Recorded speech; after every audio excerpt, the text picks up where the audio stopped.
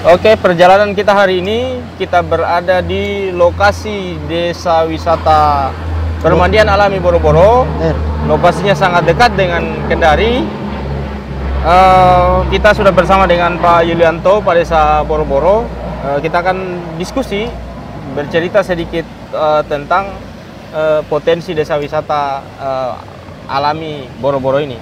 Ini Pak Desa, sejak awal ini, awalnya ini Permandian ini menjadi salah satu destinasi wisata di Desa Boro-Boro ini, bagaimana Pak Desa? Ya.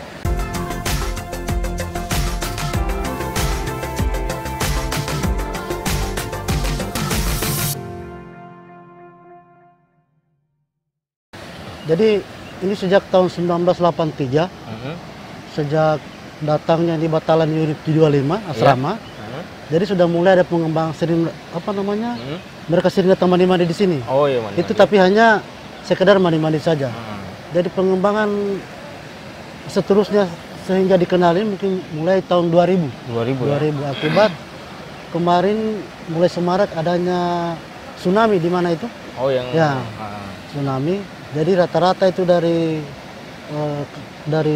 kota itu Kendari biasa datang mencuci di sini. Iya. Mencuci di sini. Jadi sampai berlanjut sampai sekarang ini.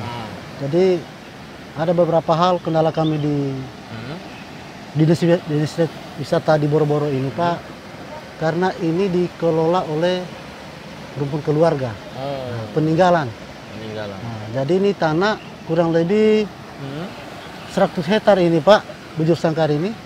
Masih dia milik pribadi, bersertifikat. Ya, jadi saya pemerintah desa sampai sekarang pun masih bingung mengarah mau kemana pengembangannya seperti ini. Kami ada kendala. Jadi siapa tahu dari dinas-dinas terkait, baik dari kabupaten maupun provinsi, bisa membantu kami jalan keluarnya. Tapi kalau bayangan pengembangannya ini sebetulnya Pak Desa bagaimana? Sebetulnya kalau bayangannya Pak Desa, misalnya kalau seandainya tidak ada masalah-masalah tadi itu mau dibuat seperti apa? Misalnya kan di sini sudah ada homestay kan sebetulnya kalau dikembangkan lebih jauh ini kan akan lebih indah sebetulnya. Iya, ya sebenarnya seperti itu, Pak. Karena kami juga sering diundang dalam pelatihan di provinsi dari dinas pariwisata. Masalah itu apa yang kita sampaikan tadi itu memang ada rencana. Tapi itu lagi sekali lagi kendala kami ini saja, Pak. Karena pemilik ini masih pertahankan karena mereka memiliki sebagai aset pribadi di sini. Gitu. Itulah yang jadi hambatan kami selama ini. Malahan kami tahun 2017, waktu kemarin saya baru terpilih Pak Desa itu, Pak, saya sudah mencoba membuat itu deker. Itu pertama kita masuk itu. Di sini yang deker pertama masuk. Iya.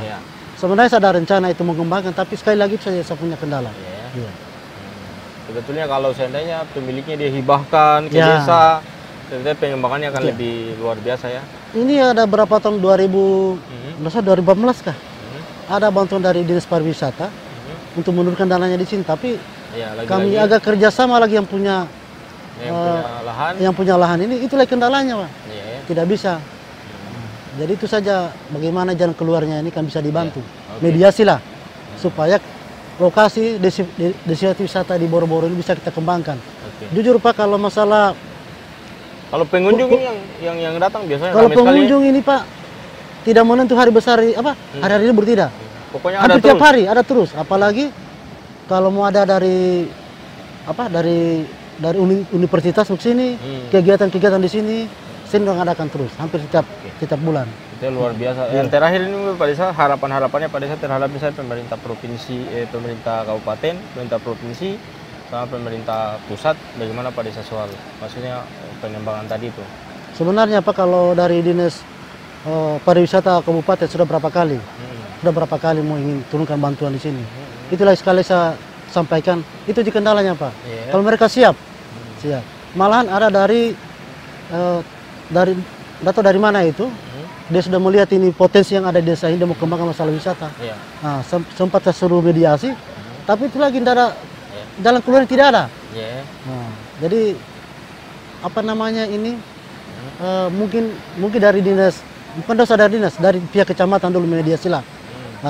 Dalam hal yang pemilik ini dan pemerintah supaya pemerintah desa bisa juga terjun langsung di tempat lokasi ini. Seperti itu harapan saya. Iya. Ya. Mungkin yang paling inti sebetulnya memang membangun sinergi bersama Ya, seperti itu Pak. dari seluruh pemerintah desa, pemerintah kecamatan, pemerintah kabupaten, dan pemerintah provinsi, juga pemerintah pusat, sehingga ke depan kita berharap desa wisata ini bisa dikembangkan di masa-masa yang akan datang. Betul, betul. Mungkin begitu, dan tentu kan kalau seandainya berkembang itu akan memicu terus tumbuhnya nih kesejahteraan masyarakat di desa Boro-Boro. Saya pikir itu mungkin. Terima kasih.